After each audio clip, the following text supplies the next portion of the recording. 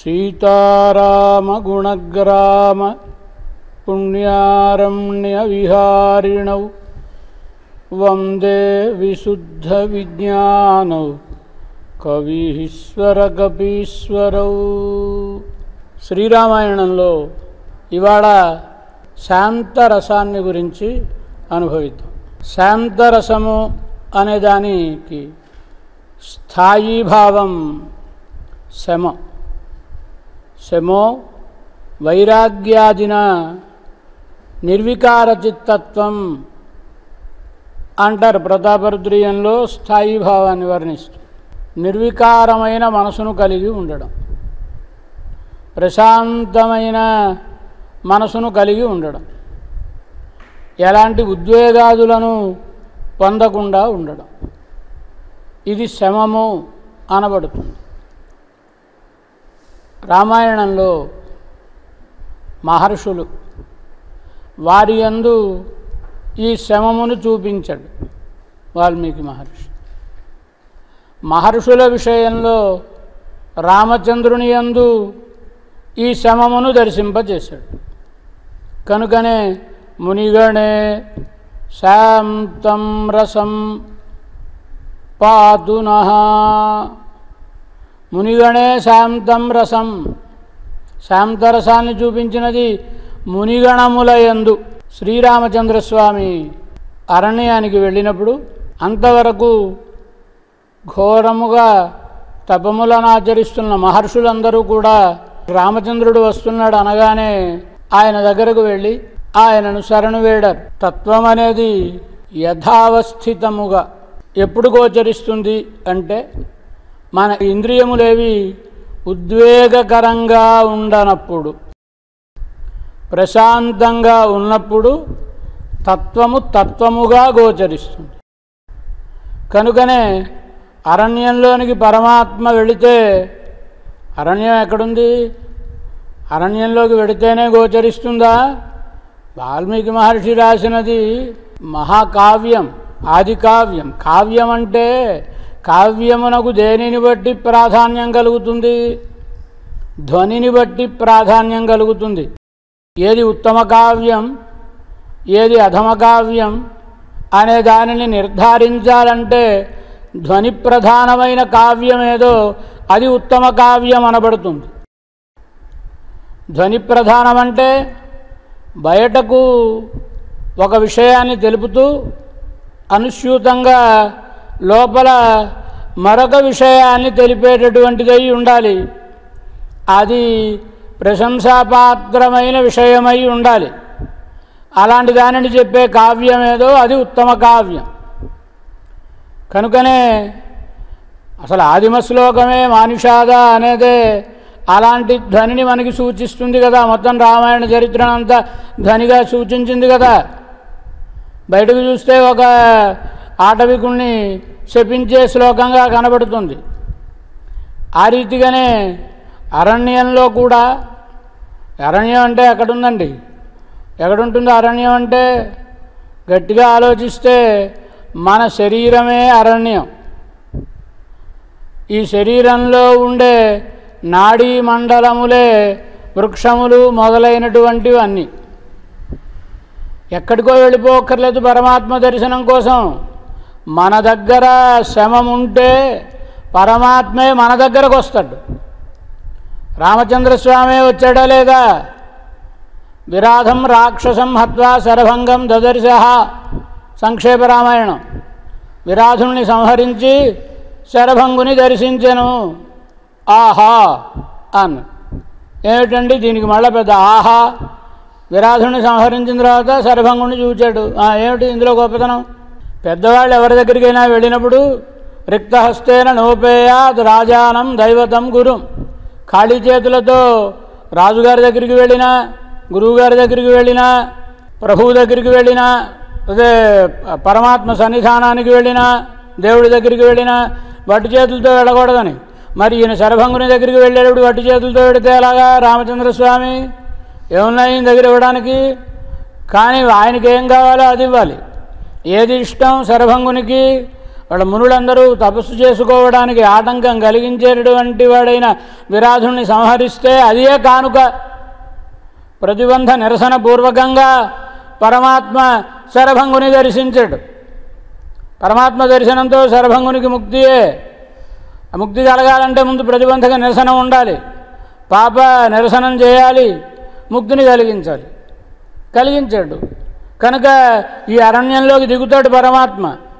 మన శరీరం అనే అరణ్యంలోకి దిగుతాడు. మన దగ్గర శ్రమం ఉంటే మనకు బుద్ధి ఉండాలి. ఆ బుద్ధి ఉంటే పరమాత్మ మన లోపలికి దిగుతాడు. ఇది అరణ్యకాండ వృత్తాంతం కనబరుస్తుంది మనకి. రామచంద్రస్వామి శరభంగుని దగ్గరికి వెళ్ళినప్పుడు శరభంగుడు, రామచంద్ర, అక్షయ నరశార్దూల అక్షయములైనటువంటి లోకములను నేను సంపాదించుకున్నాను నా తపశ్శక్తితోటి. ఆ లోకములన్నిటినీ నీకు సమర్పిస్తాను నేను అన్నాడు. అంటే పరమాత్మకు మనని మనం సమర్పించుకోగలగాలి. మన సర్వస్వాన్ని సమర్పించుకుంటే పరమాత్మే మనవాడైపోతాడు. పరమాత్మ పుచ్చుకోవడానికి రాలేదు ఇక్కడికి, ఇవ్వడానికి వచ్చినవాడు. అది ఎలా మనం పొందగలుగుతామంటే ఉంటే దాతృత్వం ఉంటే పరమాత్మకి ఆయనకు సమర్పించగలిగితే మనం పొందగలుగుతాం. శరభంగుడు ఆ రీతిగా ముక్తిని పొందినటువంటి మహానుభావుడు. ఈ అరణ్యంలోకి రామచంద్రస్వామి వస్తుంటే మునిగణమంతా దర్శిస్తున్నారు. ఎలా ఉంది వాళ్ళు వచ్చే వైనం? అగ్రత ప్రయయౌ రామ సీత మధ్యే సుమధ్యమ పృష్ఠతస్తు ధనుష్పాణి లక్ష్మణో అనుజగామ. హా, ముందు రామచంద్రస్వామి, మధ్యలో సీతమ్మ, చివర లక్ష్మణస్వామి వెడుతున్నారు. ఇందులో తత్వం ఉంది, గమనించేవాళ్ళు గమనించండి అన్నాడు వాల్మీకి. అందులో తత్వం మాకు ఎలా తెలుస్తుందండి? మనవాళ్ళు అంటుంటారు క్లూ ఇవ్వండి సార్ అని. క్లూ ఇస్తే కనిపెడతామంటారు కదా. ఓ క్లూ ఇచ్చాడు ఆయన వాల్మీకి మహర్షి. ఏమిటది? ధనుష్పాణి, ధనుసును పుచ్చుకున్న లక్ష్మణుడు అన్నాడు. ధనుస్సు అని సూచించడంలో అర్థం ఏమిటి? ప్రణవో ధను. ధనుస్సు అంటే ఓంకారం. ఓంకారం యొక్క అర్థమే నడిచి వెళ్ళుచున్నది. ఎలా? అగ్రత ప్రయయౌ రామ అని శ్లోకాన్ని ప్రారంభించాడు. ముందున్నవాడు అని చెప్పాలంటే అగ్రత ముందుగా. మరొకటో పదాన్ని ప్రయోగించవచ్చును, ప్రయోగించలేదు, అగ్రత అన్నాడు. ఎందుకని? అనేదాన్ని సూచించాడు. ముందు వెళ్ళేవాడు ఎవరు? రామచంద్రస్వామి. రామచంద్రస్వామి అంటే ఎవరు? పరమాత్మ నారాయణుడు. ఆయన పేరేం పేరు? మొదటి పేరు ఏం పేరు ఆయనకి? ఐదు భగవతో నారాయణస్య ప్రథమాభిధానం అని అనేది మొదటి పేరు. కనుక అని సూచించాడు. అంటే ముందు పరమాత్మ, ఓంకారములోని అకారము, మధ్యే సీత సుమధ్యమ. సన్నని నడుము కలిగిన ఒక అర్థం. మంచి మధ్య భాగంలో ఉండాల్సిన సీతమ్మ మధ్యలో నడుస్తోంది. మధ్యలో నడవడం అంటే అకారం తర్వాత అకారం, ఉకారం. మకారానికి అకారానికి మధ్యలో ఉండేది ఉకారం. కనుక మధ్యలో ఉండే ఉకారం సీతమ్మ. ఉకార చిత్ స్వరూపాయా లక్ష్మ్యా వాచక ఇష్యతే అని ఉకారం అనేది లక్ష్మీదేవికి పేరు కనుక ఆ లక్ష్మీదేవి సీతమ్మ మధ్యలో ఉంది. చివర పృష్ఠతస్తు ధనుష్పాణి లక్ష్మణో అనుజగామ. వెనకాతల ధనుసు ధరించిన లక్ష్మణుడు వెళుచున్నాడు. లక్ష్మణుడు అంటే జీవుడు. జీవుడికి ఏం పేరు? ఆత్మాతు మకారేణ పంచవింశ ప్రకీర్తిత అని మకార శబ్దవాచ్యుడు జీవుడు. కనుక జీవుడు వెనకాతలు పెడుతున్నాడు. ఆ దేవుడికి ఈ జీవుడికి సంబంధం కలిగించే ఆమె మధ్యలో అమ్మవారు, పురుషకారభూతురాలు. ఓంకారం నడిచి వస్తుంటే మహర్షులందరూ ఓహో, మనం ఇంతవరకు కనులు మూసుకుని ఓం ఓం ఓం అని జపాలు చేస్తున్నాం మనం. కానీ ఆ ఓంకారానికి అర్థమేదో అది రూపములను స్వీకరించి మనకు దర్శనం ఇవ్వడం కోసమని వస్తుంది. ప్రత్యక్షంగా పరమాత్మ కనిపిస్తున్నప్పుడు, ప్రత్యక్షంగా పరమాత్మను అనుభవించే అవకాశం కలిగినప్పుడు మళ్ళీ ఈ పరోక్షంగా ధ్యానం ఎందుకు? ప్రత్యక్షంగానే దర్శిద్దాం అని మహర్షులందరూ రామచంద్రస్వామి దగ్గరికి వచ్చారు. ఎలా ఉన్నాడు రామచంద్రస్వామి? ఆయనను చూడగానే దదృశు విస్మితాగారా రామస్య వనవాసినః రూపసంహననం లక్ష్మీం సౌకుమార్యం సువేషతాం దదృశుః విస్మితాకారాః రామస్య వనవాసినః. అరణ్యంలో ఉండేవాళ్ళందరూ విస్మితాకారాః, రామచంద్రుడిని చూడగానే వాళ్ళను వాళ్ళు మరిచిపోయారట. పరమాత్మ దర్శనం అంత గొప్పది. వనవాసినః అన్నీ విడిచిపెట్టి దేని మీద కోరిక లేకుండా అరణ్యాల్లోకి వచ్చి ఉన్నవాళ్ళు. కానీ వీళ్ళకి రామచంద్రుని చూడగానే కోరికలు కలగడం ప్రారంభం. ఏమని కలుగుతున్నాయి? మునయో మునికాంతాశ్చ దృష్ట్వా మోహం ప్రపేదిరే. మునులు మునికాంతలు రామచంద్రుని చూడగానే ఆహా ఈయన భర్తే, మనం భార్యలమైతే ఎంత బాగుండును అనేటటువంటి భావన కలిగింది. అది మాత్రమే కాదు, భయం కలిగింది. ఎందుకు భయం కలిగింది? తేత్తం సోమమివోద్యంతం దృష్ట్వా వై ధర్మచారిణః మంగళాని ప్రయుంజానాః ప్రత్యగృహ్ణన్ దృఢవ్రతాః. ఏమిటి రామచంద్రుడు ఈ అడవిలోకి వచ్చేశాడు, ఈయన చూస్తే చాలా సుకుమారంగా ఉన్నాడు, ఈయన కంటే సుకుమారమైన ఆమె ఈయన భార్య సీతమ్మ, ఆ పక్కన లక్ష్మణుడు, ఏమిటి ఇలాంటి సుకుమారమైన రూపములతో కర్కశమైన అరణ్యానికి, పాపిష్టి వాళ్ళైన రక్కసులు తిరిగే అరణ్యానికి, క్రూర మృగములు సంచరించే అరణ్యానికి వచ్చేసారు వీళ్ళు. వీళ్ళకేమో అమంగళం కలగదు కదా, కలగకూడదు అని మంగళాశాసనం చేయడం ప్రారంభించారు ఋషులు. ఎందుకు వచ్చారు వీళ్ళు? అసలు రామచంద్రుల్ని కోరుకోవడం కోసం వచ్చారు. కోరుకోవడం కోసం వచ్చిన వాళ్ళు వీళ్ళే మంగళాశాసనం చేస్తున్నారు. ఇది రామచంద్రస్వామి దివ్య సౌందర్య విశేషం, సౌకుమార్య విశేషం. మహర్షులందరూ రామచంద్రస్వామిని ప్రార్థించారు. స్వామి, మేమందరం కూడా భవద్విషయవాసినః, నీ విషయంలో వర్తించేటటువంటి వాళ్ళము, శాంతులమై మమ్మల్ని కాపాడుకునే ప్రయత్నాల్ని మేం చెయ్యకుండా తపములు ఆచరించుకుంటూ ఉండేవాళ్ళం. వీళ్ళందరూ శక్తి కలిగిన వాళ్ళే. అవసరమైతే కొందరు వచ్చిన రాక్షసుల్ని శపించి దహనం చేయగలరు, దగ్ధం చేయగలరు. చేయలేదు అలా. ఎందుకు చేయడం లేదు వాళ్ళు అంటే, ఇది ఒక గొప్ప మనస్థితిని సూచించేది. పరమాత్మను ఆశ్రయించిన వాడు తనను తాను కాపాడుకొను ప్రయత్నము చేయరాదు. తనని తాను కాపాడుకునే ప్రయత్నం ఎప్పుడు చేశాడో ఇంకా భగవంతుడు ప్రయత్నించడం మానేస్తాడు, ఆయన చేసుకుంటున్నాడు కదా అని. కనుక ఆయనకు ప్రపన్నుడైన వాడు తనను తాను కాపాడుకునే ప్రయత్నం చేయకూడదు. కనుక మేము వాళ్ళనేమీ చేయదలుచుకోలేదు, ఆ బాధలు అనుభవిస్తూనే ఉన్నాం. కాపాడాల్సిన బాధ్యత ప్రభువుది కనుక నిన్ను ప్రార్థిస్తున్నాం మేము. కనుక భవద్విషయవాసినః, కాపాడు స్వామి.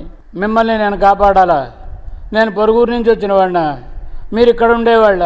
ఇక్కడ ఉండేవాళ్ళని ఎవరైనా చూసుకోవచ్చు కదండి, మీరు నన్ను ఎందుకు అడుగుతున్నారు మీరు అంటే ఎలా ఉంటుందంటే, అది మనలాంటి వాళ్ళు కాదు. వాళ్ళకి తపశ్శక్తి ఉన్నా తమను కాపాడుకునే ప్రయత్నం తాము చేస్తే ఎక్కడ భగవానుడి చేత విడిచిపెట్టబడతామో అని భయం. కనుకనే సహిస్తున్నారు ఇంతకాలం. వాళ్ళు సహిస్తున్నారు కనుకనే రామచంద్రస్వామి ఇక్కడ దాకా రావాల్సి వచ్చింది, రాక్షస సంహారం కోసమని ప్రార్థించారు. ఏహి పశ్య శరీరాణం మునీనాం భావితాత్మనాం, నిన్నే భావించుకుంటూ ఉండే మహానుభావులైనటువంటి మహర్షుల యొక్క కళేబరములను చూడు, రాక్షసుల చేత వధింపబడినటువంటి వాళ్ళ కళేబరములను చూడు అని ప్రార్థిస్తే రామచంద్రస్వామి అభయప్రదానం చేశాడు వాళ్ళకి. చేయడం కాదు, చేసేటప్పటి రామచంద్రుని మనస్థితి ఎలా ఉంది? శమం అంటే ఇదే. సాధారణంగా ఎవరైనా మాకు ఉపకారం చేసి పెట్టండి అని అడిగారు అనుకోండి, ఇంకా వీడి ఫోజులు చూడలేము మనం. ఏం చేద్దా, కాళ్ళు ఊపుకుంటూ అలాగేలండి, చూద్దాంలేండి, మళ్ళీ కనిపించండి, గుర్తు చేయండి, ఇలాంటివేవో కబుర్లు, నేనే వీడిని ఉద్ధరించేవాడిని, ఇలాంటివి కనపడతాయి. మరి రామచంద్రుడిని మునులందరూ ప్రార్థిస్తే ఏమంటున్నాడు రామచంద్రుడు? హ్రీరేషాహి మమాతుల యదీదృశైరహం విప్రై ఉపస్థేయైరుపస్థిత. హ్రీరేషాహి మమాతుల. అయ్యా మీరు ఇలా అడిగితే నాకు చాలా సిగ్గుగా ఉందండి అన్నాడు రామచంద్రుడు. ఎందుచేత? నేనెవరిని? ఇక్ష్వాకు వంశానికి చెందిన వాడిని, ఈ అరణ్య ప్రాంతాన్నంతా శాసించేవాడిని. చెప్తాడాయన భరతునితోటి, త్వం రాజా భవ భరత నరాణం. భరత, నువ్వు రాజుగా ఉండి ఆ నగరంలో ఉండే జనాల్ని పాలించు. అహమపి రాజరాన్ మృగాణం, నేనే అరణ్యంలో ఉండే వాటినన్నిటిని నేను శాసిస్తూ ఉంటాను అన్నాడు రామచంద్రుడు. కనుక నేను ప్రభువుని, నా బాధ్యత నా పరిపాలనలో ఉండేవాళ్ళకి ఎవరికి ఏ కష్టం కలిగినా కనుక్కుని ఆ కష్టాన్ని తొలగించడం నా బాధ్యత. వాళ్ళు నా దగ్గరికి వచ్చి మాకు ఈ కష్టం కలిగింది అని చెప్పారంటే నేను సక్రమంగా పరిపాలించడం లేదు, నేను వాళ్ళ కష్టసుఖాలు కనుక్కోవడం లేదు అని అర్థం. యదీదృశైరహం విప్రై, మీలాంటి బ్రాహ్మణోత్తములు ఎలా ఉంటుంది స్థితి? ఉపస్థేయై ఉపస్థిత. మీరు మా రాజ్యానికి వస్తే నేను సింహద్వారం దగ్గరికి వచ్చి పూర్ణ కుంభంతో మీకు స్వాగతం ఇచ్చి మిమ్మల్ని తోడ్కొని వెళ్ళి సింహాసనం మీద కూర్చోబెట్టి మీ పాదముల దగ్గర కూర్చుని అయ్యా ఆజ్ఞాపించండి అని ప్రార్థించాలి. ఇది పద్ధతి.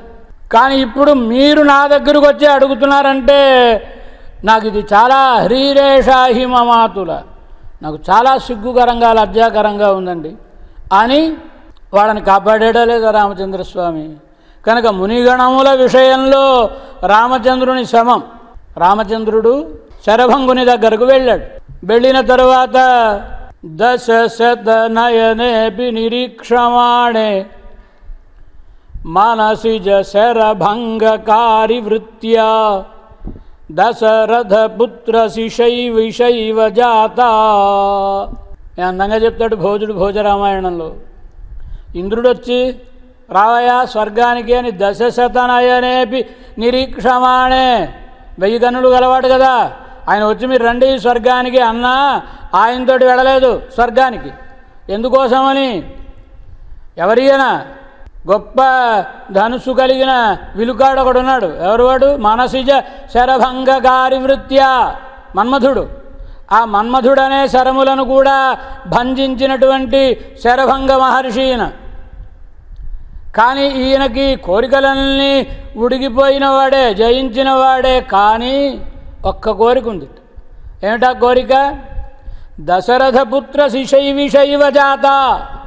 రాముల్ని చూసిన తర్వాత మనం స్వర్గానికి వెడితే బాగుండును అని రామచంద్రుని ఎప్పుడు చూస్తామా అని. ఎప్పుడైతే రామచంద్రస్వామి వచ్చాడో శరభంగుని దగ్గరకు వచ్చిన తర్వాత శరభంగుడు రామచంద్రునితో చెప్తాడు, రామచంద్ర ఇప్పుడే ఇంద్రుడు వచ్చాడు, స్వర్గానికి రమ్మనమని పిలిచాడు, ఇష్టమైన అతిథివి, నేను విడిచిపెట్టిన ఎలా వెళ్ళిపోతానయ్యా అని మాట్లాడిన తరువాత ఒక్క ఉపకారం చేయి రామచంద్ర అన్నాడు శరభంగుడు. ఏం చేయమంటారండి? నేను చాలా లోకములను నా తపశ్శక్తితో సాధించుకున్నాను, ఆ లోకములనన్నిటినీ నీకు సమర్పిస్తాను, దయచేసి ఆ లోకములనన్నిటినీ స్వీకరించు అన్నాడు శరభంగుడు రామచంద్రుణ్ణి. అప్పుడు రామచంద్రుడు చాలా అందమైన సమాధానం చెప్తాడు. అహమే వాహరిష్యామి సర్వాన్ లోకాన్ మహామునే. అయ్యా నేనే మీకు లోకాలన్నీ ఇస్తానండి, మీ దగ్గర నేను పుచ్చుకోకర్లేదు, నేనే ఇస్తానన్ను. ఎక్కడి నుంచి ఇచ్చేస్తాడండి రామచంద్రుడు? ఈయనేమో రాజ్యం విడిచిపెట్టి అరణ్యానికి వచ్చాడు, తమ్ముడు భార్య, అంతే. ఇంకేముంది ఆస్తినికి? ధనుస్సు బాణాలు, ఇంకేముంది? కానీ ఈయన అహమే వాహరిష్యామి, నేనే ఇస్తానండి మీకు లోకాలన్నీ పట్టుకొచ్చి అన్నాడు ఈయన.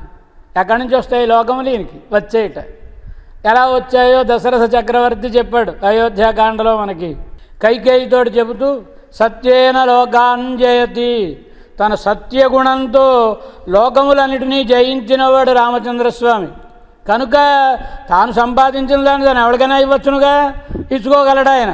అలా అహమే వాహరిష్యామి, నేనే మీకు ఇవ్వగలను, కనుక నాకు లోకాలేమీ అక్కర్లేదండి.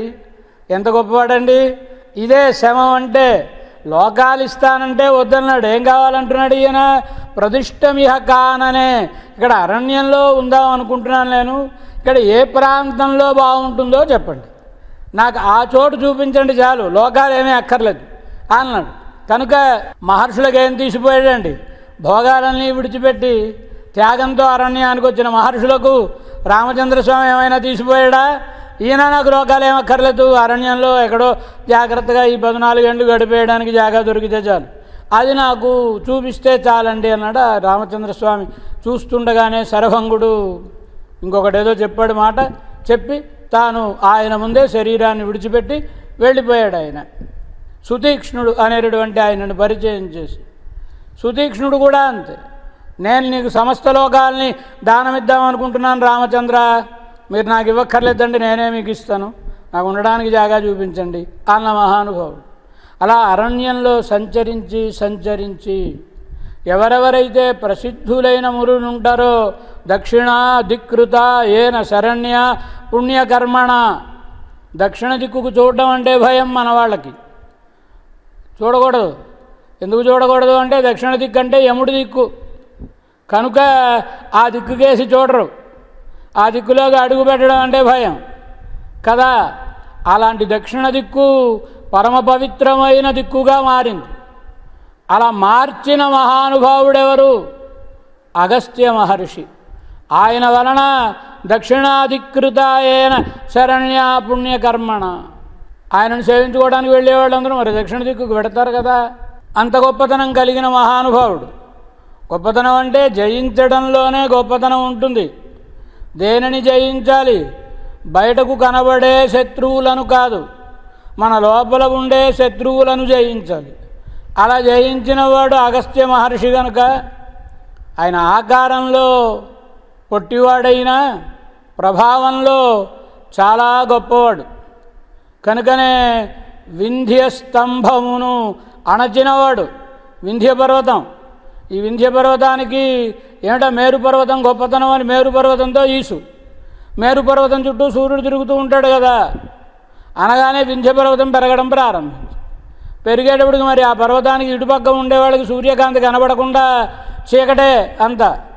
ఎలా ఏం చేయాలి అని ఆలోచించి అగస్త్య మహర్షిని పంపిస్తే ఆయన వింధ్య పర్వతం దగ్గరికి వచ్చాడు.